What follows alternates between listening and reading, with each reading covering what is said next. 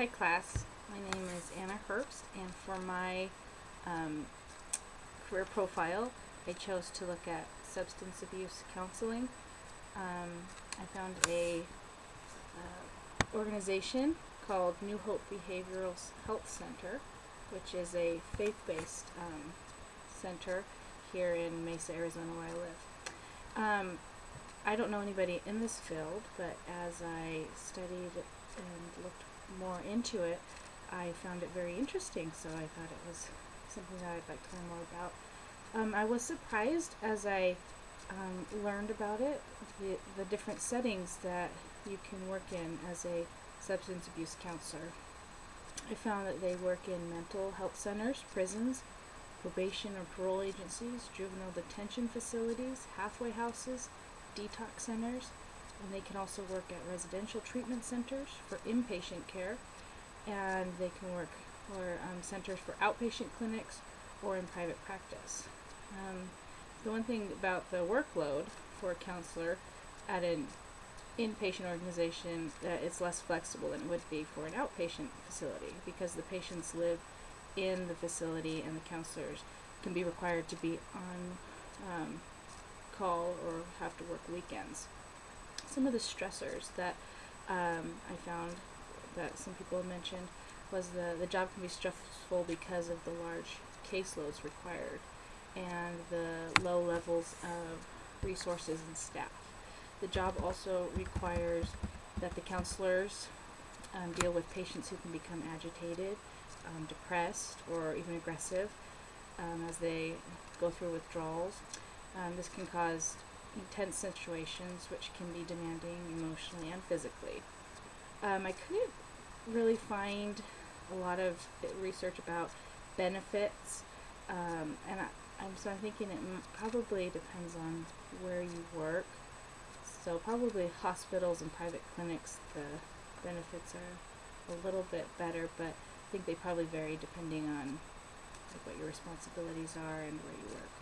Some of the common job tasks for substance abuse counselors might include initial assessments of patients, treatment planning, relapse prevention, transition and discharge planning, psychosocial rehabilitation, outpatient services, individual, group, and family counseling, referral service resources, health promotion, psychological testing, crisis intervention, recovery groups, laboratory testing, case management, or vocational rehabilitation, which I thought those all sounded really pretty interesting. Educational requirements can range from a high school diploma plus certification to a master's degree. The rules for counselors in private practice are that they have to be licensed, have a master's degree, and pass a state-recognized exam. Counselor requirements outside of private practice vary by state. Most don't require a specific degree, but they do have an exam that must be completed. Those with only a high school diploma most likely will have to go through a period of on-the-job training.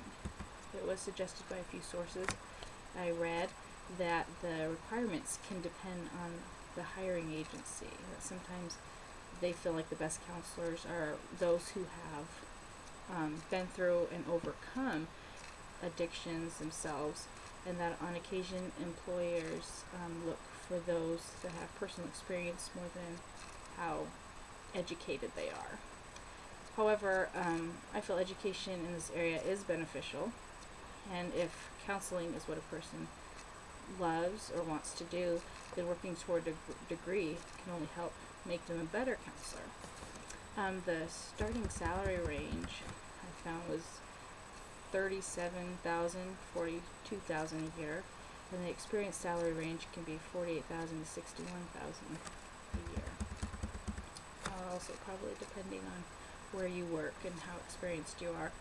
Some of the interesting things I thought was about my research, I found that some of the qualities that they were suggested would be beneficial to those looking to go into substance abuse counseling were compassion, listening skills, communication skills, patience, creativity, which I thought was an interesting one, that some of the places look for creative ways to treat addictions. The ability to remain calm in stressful situations, and an important one was an optimistic nature. So I guess those, and then I read that those who are looking for advancement in their careers and higher pay would be better off getting a job in a hospital or a residential facility where there's more opportunity to advance in your career. A degree can determine how far a counselor can advance also. So that was the beginning of my research, and I'm excited to learn more. So, here it is.